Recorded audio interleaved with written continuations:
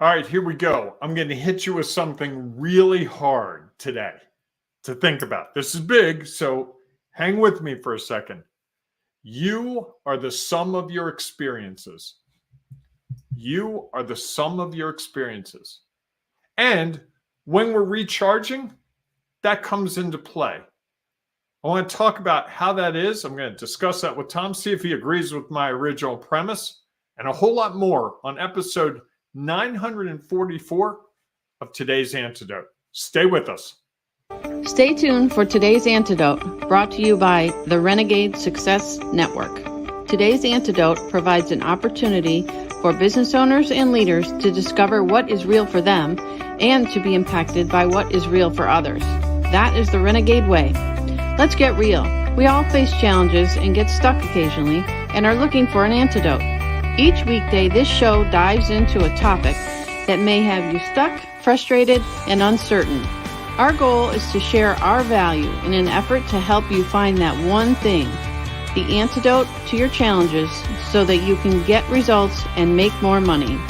And now, Renegades, we bring you Bob Graham and Tom Brush. What's up? What did you say? Hey, Tom, what's up? Oh, I didn't hear that. Not much. Tuesday morning. Tuesday. No sun. Got a sunrise, but it's cloudy. I was looking forward to the sunrise. Even though it would be different, and so you'd have to adjust your driving to work. Not you, but others would. Not me. I had a short commute. It was through a hallway. There was a whole bunch of cat toys I had to climb over, and did get my foot caught in one of the toys, which I've done several times, a little ring thing that's about a foot wide, and I, for some reason, step on it, and it gets caught on my foot. And so your foot must be a foot wide or less than a foot wide. I don't even know how I do it. I just don't look down. I don't pay attention to it, and it's happened to me several times. Okay. Fair enough. My cats are secretly laughing at me, I think. No. Come on. So what do you think of my premise this morning about we are the sum of our experiences? I believe that you are about 33.3% correct. Oh, I see where you're going. Go ahead. Take me there. Yes, we are the sum of our experiences, and we are also the sum of our knowledge and our experience. And wait, and our perspective. Perspective, right. Okay. Yes. I think so that 33% of who we are is our knowledge, 33% of who we are is our experience, and 33% of who we are is our perspective. Not necessarily. I think those three parts make up the sum of who we are. So in general, a third of our sum is our knowledge, our experience, and our perspective. I'm sure they vary for everyone, right? For some people, their experiences have been much more impactful or of more value to them than their knowledge or than their perspective. And I think that's where, and I think sometimes though, that's where we can struggle, is when those get a little offset. Because I think there is some value in having those compartmentalized in a third, because they each add unique value to who we are, the sum of who we are. And I think that'd be an interesting workshop. Yeah, I don't know. Calibrating that. I think the challenge is that they are so intertwined that it would be hard to really pull out and say which is which, right? So like for me, sports has been such a big part of my life. Well, has that been because of what I've taken away from sports and my knowledge or what I know about sports? Or is it the experiences that I've had on the field or in the court or wherever? Or is it the perspective that I have from doing those things? So I think they're so intertwined that it would be really challenging, I think, to pull apart and say which is which, or how much of each are we? And I think that that's some ways the beauty of it, is that you can't just say, well, 50% of me is knowledge because I've read all these books and done whatever. Aren't all the readings of those books also provide you with a perspective? That, is it the book that you read, or is it this perspective you take away from the book that is really the valuable piece for who and what you are? Couldn't you, though, put too much emphasis on one at the expense of the other two? So, for instance, I read all the books, and based on all the books, we should not be doing a podcast at this hour on a Tuesday morning. That's what all the books would say. I'm just making that up hypothetically. So because of that, Tom, we're not doing this at this time anymore. Even though our experience is, we have people that watch us live every Tuesday morning, and our perspective is you and I have something to say, and by saying it in the morning, we think this affects someone's whole day. This gives them maybe ours. Exactly. So all those things can work together. And I think as I'm thinking through, sometimes we rely on something more than the other two. Oh, no one's ever going to buy this thing from me. Well, what do you base that on? That's just my perspective. 5 friends told me this can't sell, or it's too expensive, or it's not going to be it. Someone told me, what was the vehicle? I think it was a Toyota RAV4. I've been looking at cars. We have one of those. Okay, someone told me a Toyota RAV4 is an older person's car. Okay. I heard that. Someone else said something similar. And now in my mind, when I'm thinking about RAV4s, that's embedded in my head because that's a perspective other people shared with me. And I adopted it without going in, and I haven't done the research to know what the knowledge is. Maybe the average buyer of a Toyota RAV4 is a 23-year-old person. I don't know. I don't know. I also do. I have an experience of a person I know who has a Toyota RAV4 is older. You calling me older? No, I didn't know you had RAV4. I have my cousin I play golf with. I have two. We have two actually. Okay, so that's new information. So now I've got to recalibrate. If I thought the average age was in their 60s, now I got Tom who's younger. Now I got to shift it. But it's very easy for us to overweigh one of those over the other two and how it affects our decision making. That's the workshop I think would be interesting. To take something that you believe really strongly and start breaking it down and going, okay, well, what's the knowledge around this? What's the experience around this? What's your perspective around this? And really breaking it down and going, whoa, huh. I think we've done that workshop. I don't know. We've approached it that way. We've looked at it more around what are you trying to achieve? What I'm saying is, what about the thing that you have said absolutely no to because of these things? So I'm not going to buy a Toyota RAV4 is what I have in my head because of these perceptions, which are based on anecdotal at best information. Because you'll tell me after the program, you'll be like, I got to tell you, RAV4 is really nice. We really like it. We get great mileage. We travel, blah. Okay, now I'm going to recalibrate. But if I hadn't brought this up today, you may have never told me about your RAV4 experience because I haven't talked to you about buying a car. And so we're narrowed. And when we're recharging, I wonder if the same thing happens, and if when we're recharging, because we're talking about recharging ourselves this week, do we just continue down that path?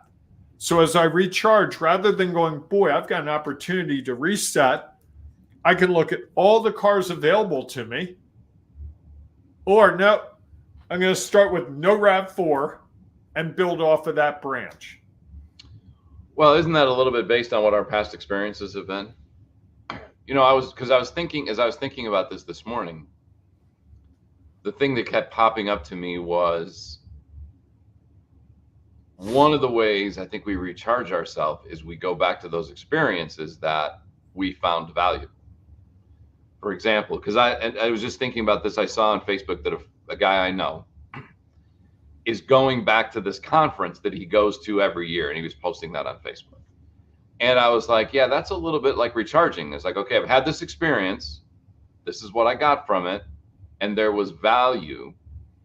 And a year later, I felt like I needed some recharging in that. It's like I didn't have enough of it.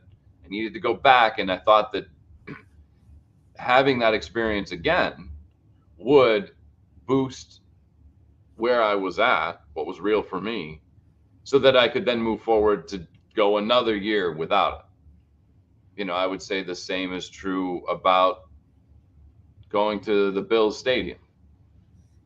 It's something that I enjoy, and it's something that when I go back or when we go home, we kind of get recharged because we're reliving or rethinking about all those things that happened in this space, our experience at home. You know, I clearly remember I went home last December for an alumni basketball game. I remember. And when I got into New York and started heading towards where I live, I just started thinking about all these things that happened while I was in high school and growing up. And it definitely was a way to recharge myself because so many of those things were, for me at least, beneficial and of value. And so I kind of, right? I'm sorry? And formative, right? Yeah, and they were more than just informative, I think. Formative. Oh, as formative. Informing you, yes. Yes, although I don't know that I was thinking about it from that perspective. Yes, it was formative. To me, it was more pleasurable. Okay. Because you drive by places and be like, oh yeah, I remember when we did this, or I was thinking about the game and I thought about the games that I had played and how much I enjoyed that, which made it really easy for me to be excited about going back and doing it, which to me, I think is a little bit about recharging is I was remembering experiences that added value to me. So I was excited about the opportunity to have that experience again so that I could continue to be excited about whatever was next. Okay. Stephen's with us this morning and he says animals help him recharge just like nature, which is interesting. I know people go out and, they go out into the woods or they ride their bike or they, that experience of getting into nature, getting away from themselves. For me, sometimes recharging is running. Well, and I think that's all based on our experiences, our experience, our perspective, and our knowledge combined. And the experience piece, I think of it as a strong one because we can go back and be like, okay, I had this experience. This is my perspective of it. It added value to me, to what's real for me. I'd like to go back and re-experience that so that I can gain either more of that value or probably find some new value as well. Like the same thing with me when I just been a little burned out about, if I've been working on something for a while and very focused on it, it's nice for me to just go walk out back with the dogs and, let myself recharge in this very calming environment that has provided me with a recharge in the past. Okay, I'm going to throw something at you. I didn't think I'd talk about this, but I will. I gave a presentation last week to a prospective client on a fairly big project, and I was channeling Don Draper from Mad Men. That was the experience in my head from watching a TV show and going, this is how he does it. I actually watched 2 episodes the other night just to watch the structure, watch how he did it. And I even told the prospective client, I said, hey, you may find I move into a different mode here. I'm going to go into my Don Draper mode. And he knew immediately what I was talking about. It's like, oh, I look forward to seeing that. And I did. Can we recharge from external experiences? Watching a TV show and seeing a character and following and modeling our behavior after a character. And I think that's the interesting thing, is that if we believe that all day, every day, we are being impacted by things. Sometimes it's by the things that are going on around us, right? Sure. And sometimes we can't control. You could control putting that on, and other times we're just walking around and somebody does something and that impacts us if we allow it to. Or they post something on Facebook or Instagram and it impacts us. And if we allow it to impact us, I think, yes, it can. Because of the perspective it provides or the experience that it was. Clearly, you watched that show and found value in his approach. Mm-hmm. So rewatching that in an effort to charge yourself up with that experience again, you felt was going to be helpful as you went into that conversation, more helpful than the conversation you and I had prior to that conversation. Not more or less. I'm not judging more or less. It was just another tool. Yes. Michael's with us this morning, and Michael says, I believe recharging requires a blend of self-care and business planning. Finding the balance between work and personal life helps you to maintain better energy levels and help to stay focused. What do you think about that, Tom? I love it. I might wordsmith it a little bit, as I think you probably can imagine. I was waiting for that. Sorry, Michael. Here we go. Tom's going to wordsmith. Only because I think it's nearly impossible to find balance. Okay. Really hard to find balance. I like to use the word, this is my perspective, I like to use the word harmony. And you were in the Glee Club in high school, right? I was in the choir, yes. The choir. And also in the band. So yes, I think here's the challenge, right? When you did your fall performance and your summer performance, you had your choir outfit on while you were performing with the band because they transition from one to the other typically, or did they have separate events? Separate events. Okay, because I was at a concert a couple weeks ago and 2 football players came right from the game into the performance and had their uniforms on. In the performance? Yes.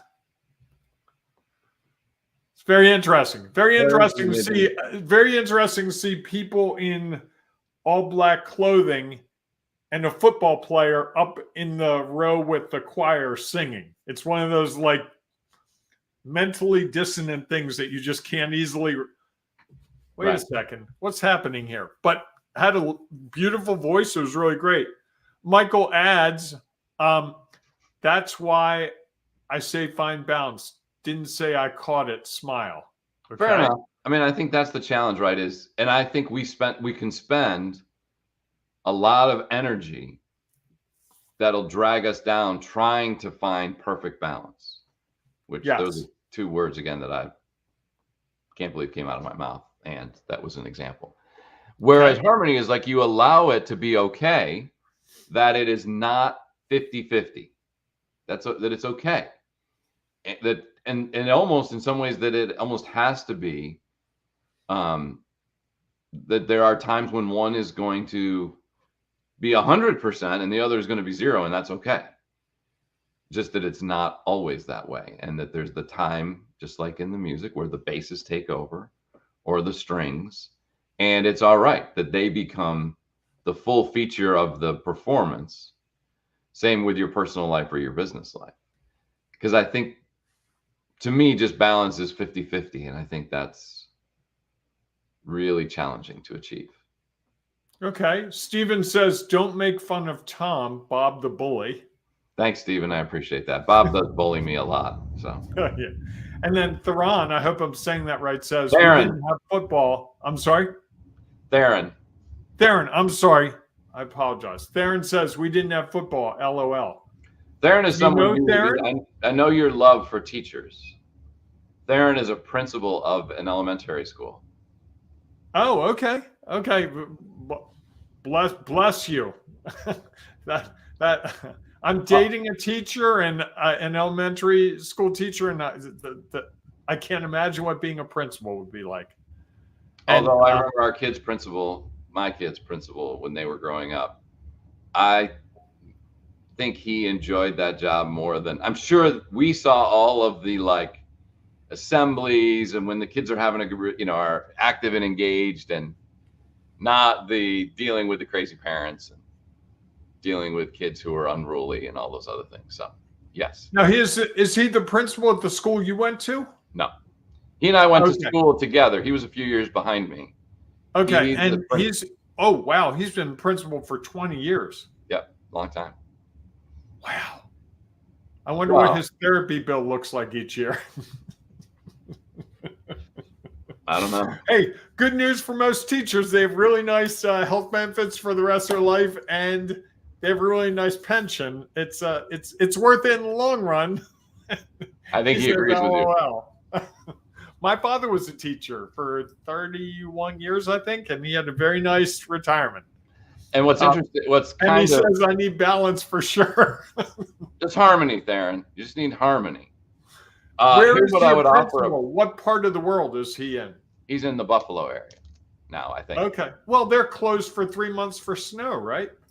Something like They probably don't have school from December through February. I think maybe you need to work. You may need to recharge your knowledge around Buffalo and the weather and whether and schools closing or not. It's not like down here where if there's a flake in the air, we close.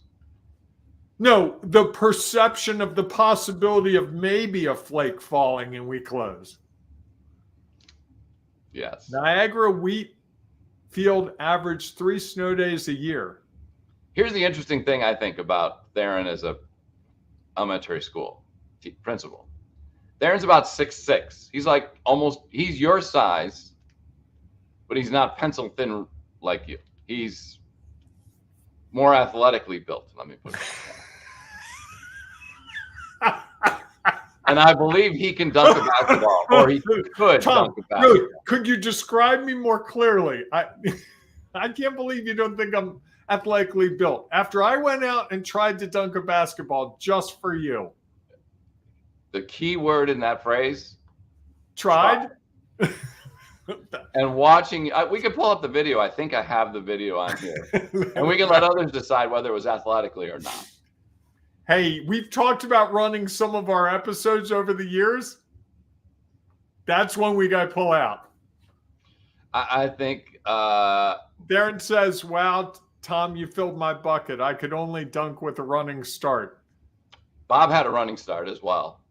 I needed a trampoline. That's what we missed.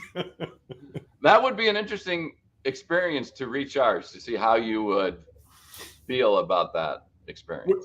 With the trampoline or doing it without? Just attempting that, or just rewatching the video of it. Well, the facility where we did it, I don't have access to anymore. True. So you just have to watch the video of it. That's an experience. Certainly gave people a perspective. Did it that. This was, for those of you who are new to all this was about 3 years ago. This was during COVID. And this was at a time where we were still trying to figure out this program, I think. And we started talking about this, and Tom and I were trying to work on the theory that, how do we describe it? That you can think into your mind that if you can't think into your mind, I don't know how you're thinking, but that's a whole nother topic. Whatever. That you can imagine yourself doing something and then actually go out and do it. It was something that I actually learned in school growing up. And it was the example of that if you worked through, if you imagined yourself doing all of these things and feeling what it would feel like and imagining what it would feel like for your hand to hit the rim or whatever, that you could jump higher than you thought you could. It's basically the premise. And So our thing was, well, Bob's 6'6". He should be able to. And it was something I think you said you'd always wanted to do. Yes. And so that was our little experiment. Didn't go so well. That's a judgment. We learned a lot from that experience. We did. Yes. I learned a lot. We've got a couple more comments. Theron said, had a nice visit with Andy. He came up to see Gavin play football his senior year. Always enjoyed this show. Have a good day, guys. Oh, thank you. It's very kind. Must be time for the kids to show up at school. So I would stay with us. Don't. They're lining up at his office already. Yep. Stephen says, my grandfather was a lot like me and he would suffer mental breakdowns occasionally. Once a year, he would go on a religious retreat. And I remember this and try to incorporate something similar. So there's learning from someone else's experiences. Correct. And now he's trying to leverage what he learned watching his father do that and seeing if he can take advantage of it himself. Darren says, got to get the sun up first, and then we start at 9. Oh, that's right. You know, elementary school starts a lot later these days. Those kids need their sleep so they can be all wound up and rambunctious to turn over to the teachers in school. Well, and they have buses right in the Buffalo area, right? They don't make them go 5 miles by foot up each way. You think they have horse and buggy? I mean, what? Well, no, you know the old joke that when I went to school, I had to go walk 5 miles. Uphill both ways. Uphill both ways. I thought Buffalo, if there was ever a place where you'd have to walk 5 miles in the snow, it would be Buffalo. So I was trying to. Yeah, if you have to explain the joke, it's probably not going to go well. That kind of goes along with like, see what I did there? Someone else doesn't like that phrase when I say it. You know. Steven says, I recently read that when you go for a long run, fat from your brain gets burned up, but it grows back within a couple weeks, and that's part of recharging. We'd be resting after a long marathon, but I wonder what the effect is on the brain. Well, it's probably it's. I would imagine it's also what is the effect on the body. You know, again, when you do something like that and you exert that much energy, which is no different than in some ways what we do in our work day. Giving a big presentation. Thursday, after I gave a big presentation, I was kind of spent. When you and I speak to groups, you know, even if it's a half hour sometimes, I can be wiped out afterwards because you're on for that whole time in such a laser focus. Right. And I think it's similar to running a marathon, right? Is that your body is so focused on taking the next step, I would imagine. Never run a marathon, so I don't know that. And I've run a half marathon. Why? With a torn hamstring, no less. Why? To raise money for a cause. You can just donate money. Why run a half we raised over $10,000. I understand that. And got to run for Tropicana Field in St. Petersburg. You can also just write a check.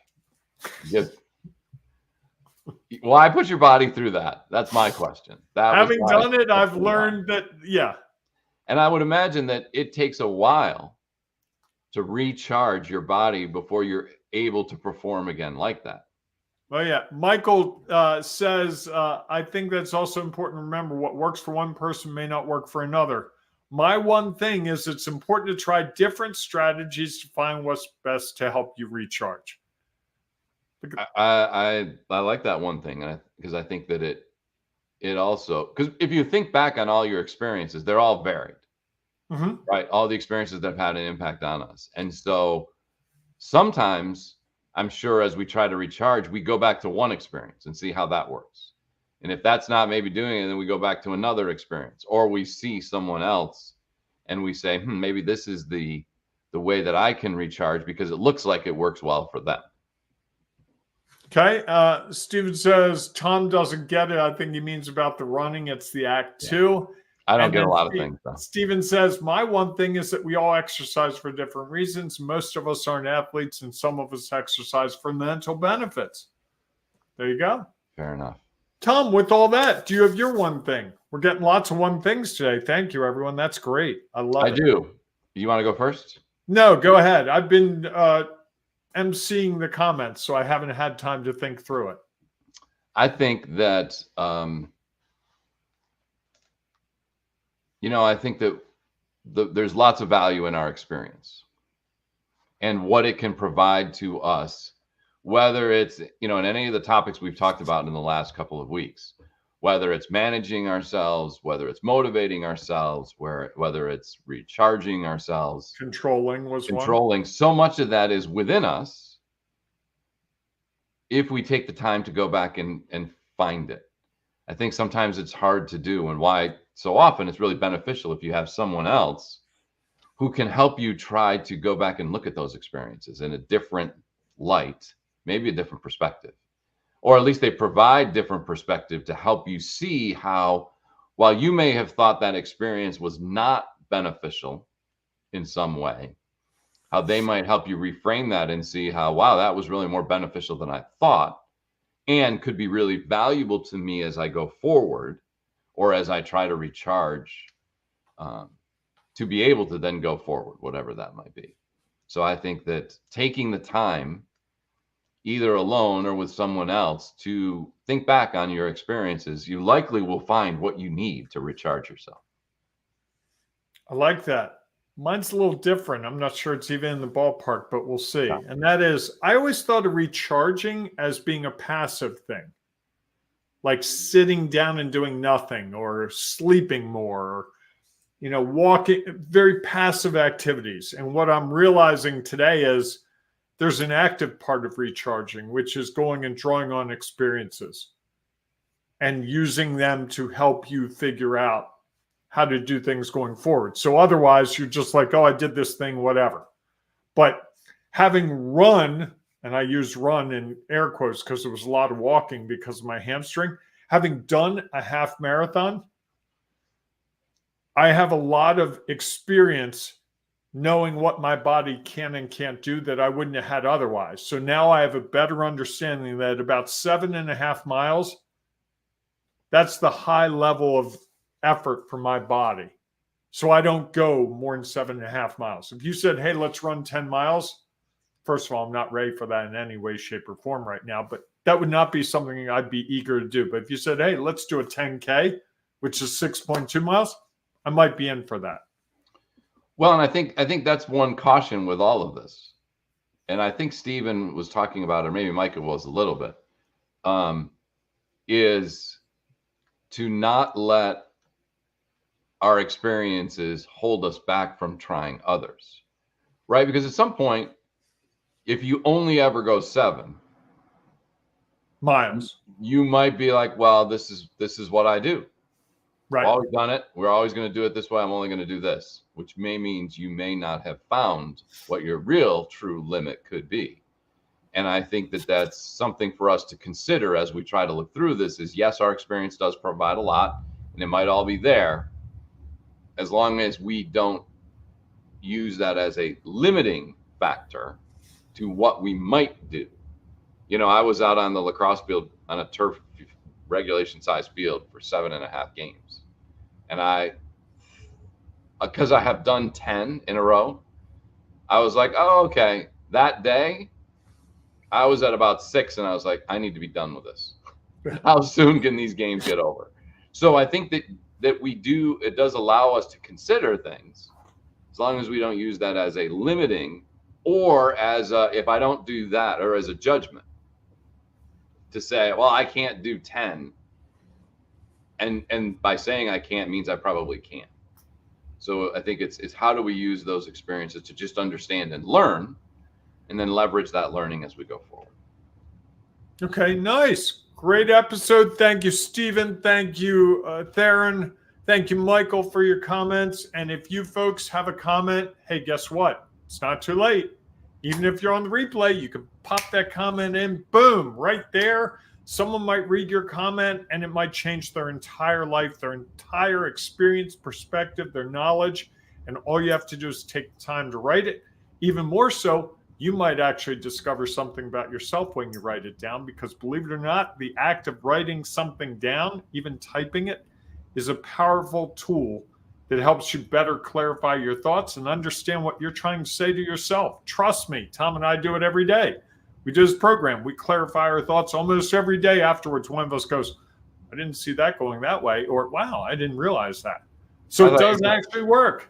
I thought you were just trying to justify the value of writing as a writer. No, not at all. That's a given. Okay. All right, everyone. Thanks so much for being with us today. If you happen to be listening to this later, as Bob said, please feel free to share your one thing or any comments that you have. If you're listening to the podcast where there is no place to share your thoughts and ideas, please feel free to join us in our Facebook group, Sculpt Your Business, which could also be just Sculpt You. From chaos and confusion to confidence and control. You can go in there and share your thoughts and ideas and one things there and gain from what others have shared in there. So we look forward to seeing you inside of that group. If not, we won't see you tomorrow morning. We're off on Wednesdays. We will see you Thursday morning, 7 a.m.-ish Eastern time for our next episode of Today's Antidote. Hey, until then, that's 48 hours. No matter what you do, where you do it, how you have to do it, embrace the renegading you. It's so worth it. Yes. All right, everyone, go out and enjoy your day. We will see you soon.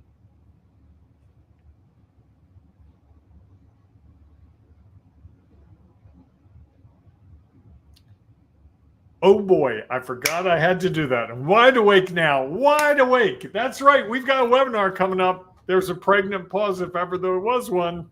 Could have had the baby in that time. That was a really pregnant pause. Anyway, we got this workshop coming up December 5th, 2023 at noon Eastern time. How good is it as a workshop? I didn't even think I had to explain it to you. You just read that slide if you're watching a video, or if you're doing the podcast, you probably thought this is over. That was random. Hey, what can I say? It happens. You want 2024 to be the best year yet? You could have the best year yet. I could have the best year yet if I remember to do this. Anyway, talk to Tom, talk to me. The webinar, Sculpt a Healthier Business in 2024, will give you all the tools you need to have the best year ever. It's possible. You can get a kickstart on it in December, early December, and hit the year running. All you have to do is ask us for the information. We'll see you there.